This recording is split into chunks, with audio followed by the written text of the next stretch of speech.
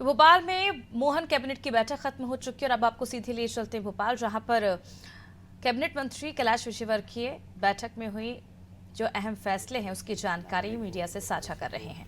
Nominate करने के बाद उस कमेटी की रिपोर्ट आज कैबिनेट में आई थी और कैबिनेट ने दोनों सदस्यों के नाम को जो कमेटी ने दिया था उस पर अपनी अनुमति प्रदान की है। Doctor H.S. मरकाम जो सहायक प्राध्यापक है दंत रोग मेडिकल कॉलेज जबलपुर में,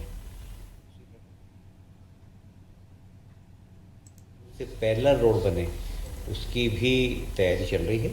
तो एक इंदौर उज्जैन मार्ग को 4 लेन से 6 लेन करने का निर्णय लिया। इसकी लागत लगभग 1700 करोड़ के आसपास होगी और यह पूरा PPP मॉडल किया जाएगा।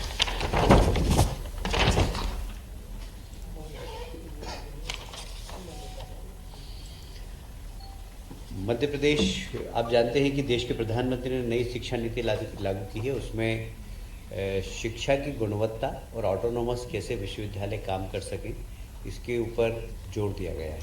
तो इसलिए बड़े बड़े विश्वविद्यालय को छोटा करना, उसको ऑटोनोमस बनाना और यहाँ तक कि नई शिक्षा नीति की कल्पना तो ये है कि कॉलेज भी ऑटोनोमस बने और क्वालिटी एजुकेशन के लिए वे स्वयं एग्ज़ाम भी ले सके। इस प्रकार की सही नई शिक्षा नीति का जो प्रावधान है वही है। इसी तारतम्य में विश्वविद्यालय का हमने डिवीजन किया है। सबसे पहले नए क्रांति सूर्य टाटा टंट्या मामा भील विश्वविद्यालय जो कि देवी अहिल्या विश्वविद्यालय को विभाजित कर किया जाएगा। इसका स्थान होगा खरगोन और इसमें कौन कौन से ज़िले लिए जाएंगे इसके ऊपर बाद में निर्णय लिया जाएगा। उसी प्रकार एक नया विश्वविद्यालय क्रांतिवीर तात्या टोपे विश्वविद्यालय जो गुना के क्षेत्राधिकार में होगा और यह भी विश्वविद्यालय ग्वालियर विश्वविद्यालय से के विभाजित होकर बनेगा। इसके भी क्षेत्र अभी अशोकनगर गुना लिए हैं पर इसके ऊपर वृहद निर्णय बाद में लिया जाएगा। पर विश्वविद्यालय 2 नए बनाने का निर्णय आज की कैबिनेट में लिया गया है। लोक सेवा आयोग के रिक्त स्थान थे 2। आज इसके जो माननीय मुख्यमंत्री जी के अध्यक्षता में जो कमेटी बनती है उस कमेटी ने निर्णय लिया था कि 2 सदस्य नॉमिनेट हो। 2 सदस्य को नॉमिनेट करने के बाद उस कमेटी की रिपोर्ट आज कैबिनेट में आई थी और कैबिनेट ने दोनों सदस्यों के नाम को जो कमेटी ने दिया था उस पर अपनी अनुमति प्रदान की है। Doctor H.S. मरकाम जो सहायक प्राध्यापक है दंत रोग मेडिकल कॉलेज जबलपुर में। उसी प्रकार डॉक्टर नरेंद्र कुमार कोष्टी सहायक प्राध्यापक है अर्थशास्त्र में महाकौशल कला एवं वाणिज्य महाविद्यालय जबलपुर के। इन दोनों को लोक सेवा आयोग में सदस्य नियुक्त करने का निर्णय जो कमेटी ने लिया था उसका अनुमोदन मंत्रिमंडल ने लिया है।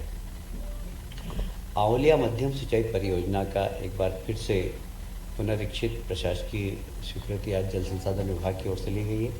यह खंडवा तहसील में खालवा ग्राम रोशनी के समीप घोड़ा पछाड़ नदी पर आंवलिया माध्यम सिंचाई परियोजना प्रस्तावित है।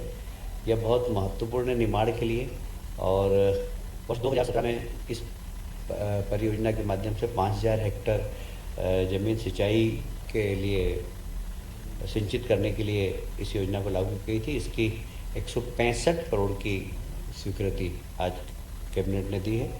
इससे निश्चित रूप से किसानों की खेती में बड़ा लाभ होगा। सिंचित होगी तो हमारे किसान भाई 3 खेती कर सकते हैं। पंचायत और ग्रामीण विकास विभाग का एक और महत्वपूर्ण विषय था। आप सभी जानते हैं कि अभी माननीय मुख्यमंत्री जी ने फोकस किया है अधोसंरचना विकास के लिए और इसलिए उसके पूंजीबन में जो निर्धारित सीमा थी उसको बढ़ाने का निर्णय लिया गया है और ये करीब 500 करोड़ का इसमें प्रावधान किया गया है। आज की बैठक के जो निर्णय है वो यही थे।